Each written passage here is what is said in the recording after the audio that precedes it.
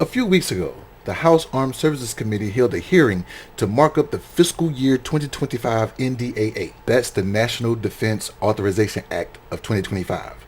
Right now, they're doing a budget. They're doing a markup for the budget, which means they're doing line items on where money should go and how money should be spent before it goes out of committee to the House to be voted on for the budget for 2025. The fiscal year ends September 30, and 2025 fiscal year start October 1st of this year.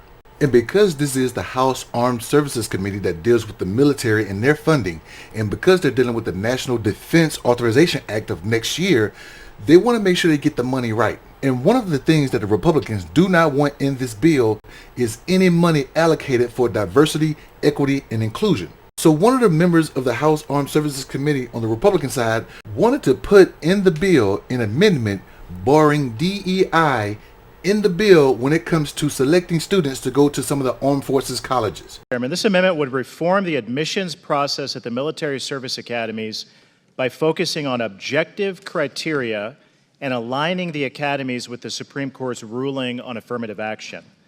This amendment requires the academies to admit students based on objective whole candidate scores, based on grades, college entrance exams, extracurriculars, and athleticism.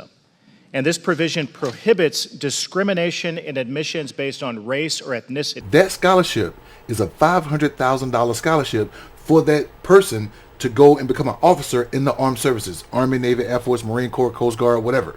And when attempting to get into these colleges, they have to petition their representatives, and the representatives recommend them to the academies. And what they're trying to do is put an amendment inside this bill to where they can only look at the merits of a person and not their race. And I'm going to get into that in a minute. Let's hear what the Republicans have to say about diversity, equity, and inclusion. I'm against DEI in our universities. I'm against DEI in our military. And for sure, I'm against DEI in the universities that exist to serve our military. Like, diversity is not the greatest strength of this country. Merit is. There are a whole lot of pretty effective fighting forces throughout the time in human history that were highly capable and highly lethal that weren't highly diverse. DEI, diversity. Yeah, I think diversity in America is great. Inclusion is great. Equity, there's the problem, all right? I have to say that our greatest strength in this country, greatest country history's ever known, isn't diversity. And there we go.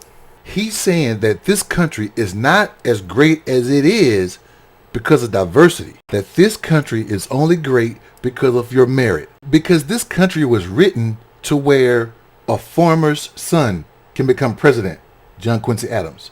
So when you say, hey, we're going to make a country based on merit, because over in Europe and France and Germany and Spain and Indonesia and all the other different countries, where you were in the pecking order, you stayed. It didn't matter. So when you have the son of a farmer moving out of that realm into a higher society, then yes, it's based on hard work. But white men in this country decided, hey, once we got to the top, we're going to pull the ladder up, and we're not going to let Native Americans, we're not going to let women, and we're damn sure not going to let black people come to where we are.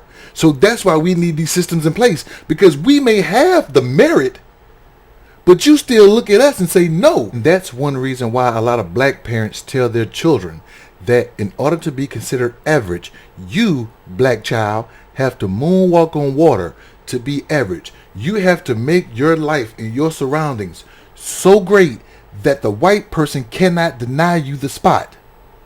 Solely because you look at our names and the weird spellings that we have, and you look at our race and say we can't because of what our skin color is. And throughout American history, they had no choice but to diversify. In the beginning, like I said before, this was a rich, land-owning white men society where they only got to vote.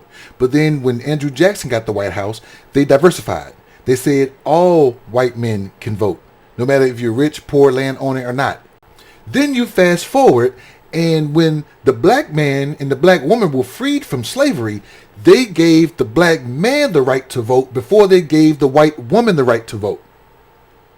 They diversified. And then after hundreds of years of hard work by women, they gave the white woman the right to vote. They diversified. Then when you go to World War I and World War II, when white men thought that they can beat the Germans, they couldn't. So they got people like the Tuskegee Airmen and the Red Tails, or whatever you want to call it, and they got the cold-talking Navajo Indians, and they got more diverse people in the armies and in the militaries to help beat the wars that they couldn't do on their own. They diversified. No one is saying only look at race. What we're saying is when you see Timothy's name, give him the same consideration that you would give Tyrone. And how do you think they voted on that amendment?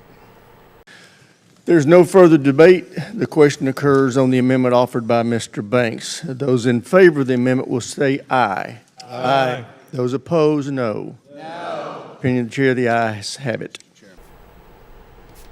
What do you think?